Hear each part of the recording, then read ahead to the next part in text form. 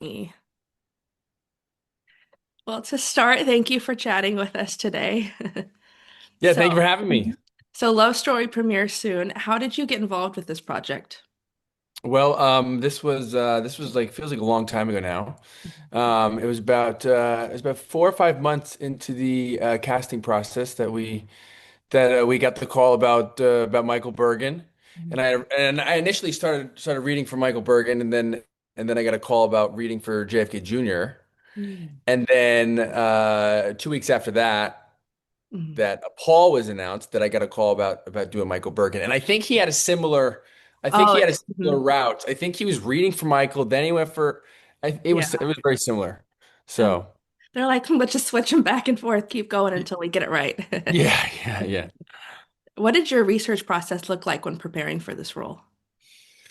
Well, I ended up reading Michael's book. Michael Bergen released a book called The Other Man Mhm. a long time ago. And it basically went down his entire path of himself and his road with Carolyn Mhm. and all the different things that he wanted to speak about on the topic. And when reading his book, it was actually really fascinating because we are so identical in a Mhm. way. Very, very similar stories, both from Connecticut, both started in the modeling world in New York. Mhm. Um, didn't like the modeling world in a way, so then ended up transitioning to the acting world, and then went down this whole acting route. And it was crazy. We had very similar agencies, we had similar photographers that we were with, we had similar connections that we knew. So it was really funny. So when I was working, I actually had to figure out the differences between Michael and I, not look at how we were similar, look at how we were different because there were so many similarities. So. So how much of that, kind of those similarities, like your experience in the modeling world, how did that help shape your portrayal of him? Just was like there a deeper understanding of him or just knowing for yourself? Well, I had a very interesting I had a viewpoint Mhm. of how I wanted to one um uh play portray Michael.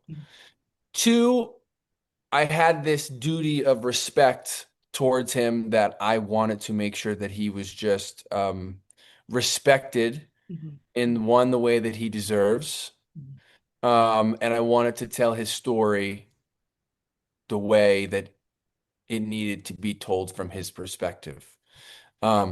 He lives very, not very far away from me.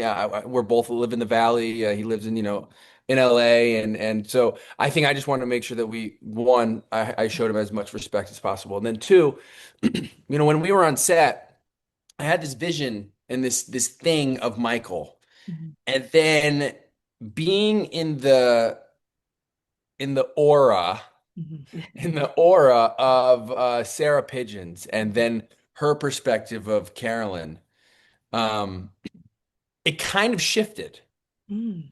because I don't know, Sarah just has this presence and this aura that is just like it's just incredible Mhm. as like an actor. Mhm.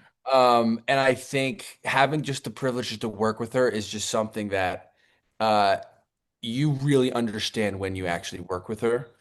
And so she kind of reshaped my vision of Michael in a way. Oh yeah. Yeah. That's fun because obviously she's doing the research on Carolyn specifically, so you both kind of get this new understanding, kind of showcasing the relationship and kind of what we see there. So yeah, it's two people Mhm. coming at it with perspectives of real people, Mhm. right? And so she has one perspective, I have another perspective. We both are standing on this mountain of information. But then when you actually start to film, those perspectives change because there's something that both characters have a way of interacting. So that was fascinating to me. I haven't really been in that situation where like everything that I kind of prepped for Michael was very much shifted when Sarah walked in the room for sure. Oh yeah. So depicting a real person, Yeah. what were the biggest difference in how you approach the role? Kind of course, you said wanting to, show respect and kind of how do you remind yourself of that. Like it's not just a fun little role that you're playing, it's, a real person every time. Well, here's the thing. I mean, one, by reading Michael's book and understanding how much we were connected, Mhm. that really fascinated me because then I was like, oh, wait, I think I think I understand his perspective of how he grew up and all the things that he went through and we came from very similar childhoods. Mhm. So there's that perspective. And then there's also the perspective of um, just in general, I myself want to make sure that Yeah. I put myself in his shoes. Mhm. I put myself in his shoes. If somebody was playing me, portraying me in a situation like this, let's just call it, Yeah. um, I would be nervous. I would be nervous on how the story is going to be told and nervous. So I think when it comes down to me, I just want it. My number one thing was I want to make sure that he's as respected as possible and that his opinion, his story in this type of situations are told in the best possible way that I can portray. Yeah. So, kind of going back to Sarah for a second, obviously, you guys worked closely with this relationship or kind of, depicting their dynamic. What was your experience working with her as a scene partner? I mean, Sarah is Sarah is Sarah is she has this just energy, aura, confidence underneath. It's not like she doesn't show it. Mhm.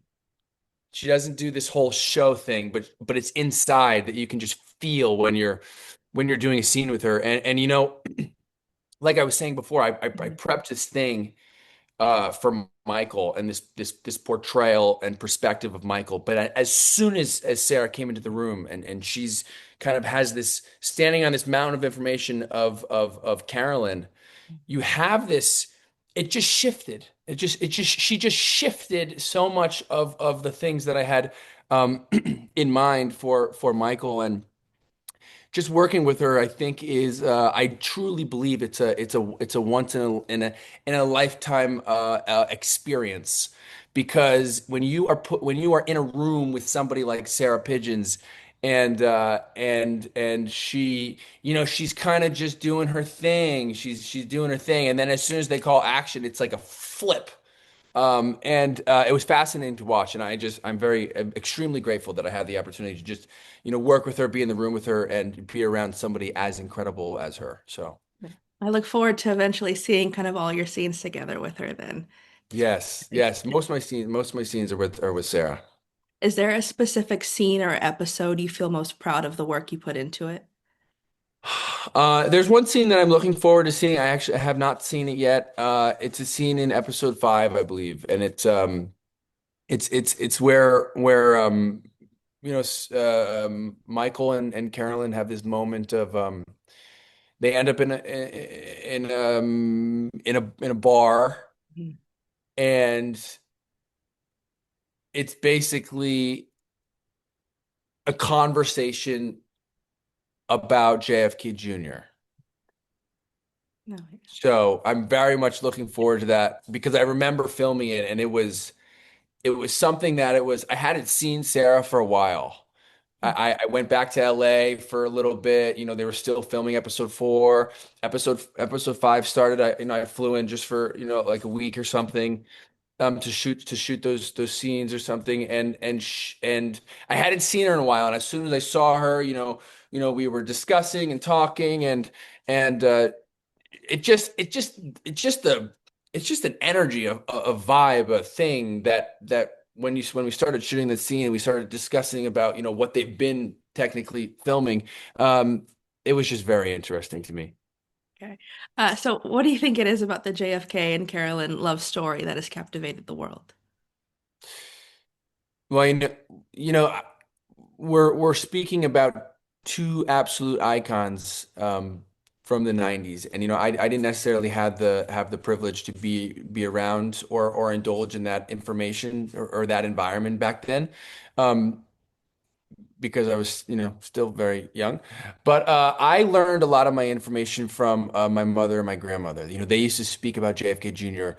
all the time. They were obsessed with JFK Jr. and they were very fascinated by Carolyn, but they were obsessed with JFK Jr. And so it's so funny because growing up, I would listen to all these things about the Kennedy family and JFK Jr. and all the things that were going on, but I didn't necessarily know.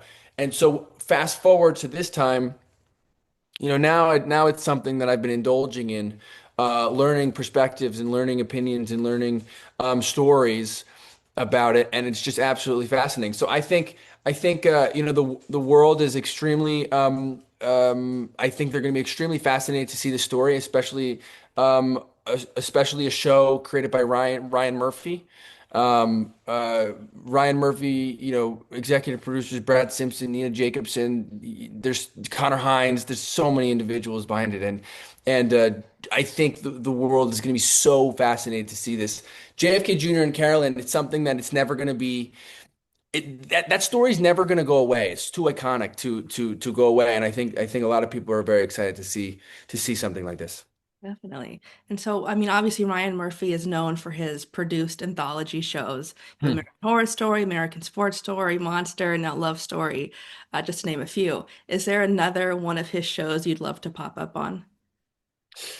Well, I ended up working on I worked on episode 3 of Dr. Odyssey, and I came on that I came on that show for a very very short time, very very little role, and it was my first time on a Ryan Murphy show, and I kind of just kept my mouth shut. I was in the back. I was doing my thing. Didn't want to bother anybody, and really just wanted to take in the energy of a Ryan Murphy show. I've been watching Ryan Murphy shows my entire life.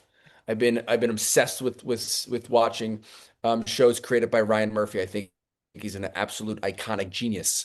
And so especially for my generation of growing up and just to be on that set, Dr. Odyssey, it was fascinating to me. But then I was like, oh, I was very looking forward to maybe coming back for another episode. There was conversations about that there was things that were going to happen regarding me coming back for more episodes. It didn't happen, and then calls came in for this show, and I was just really excited, and I hadn't been excited for something like that in a long time.